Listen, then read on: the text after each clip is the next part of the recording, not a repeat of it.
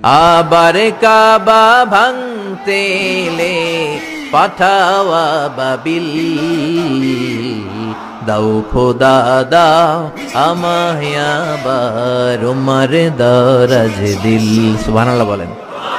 পৃথিবীর সবচেয়ে ছোট পাখি, সব পাখিগুলো সামনের দিকে উড়ে, এই পাখি সামনে উড়ে, এট দ্য সেম টাইম পেছনে উড়ে।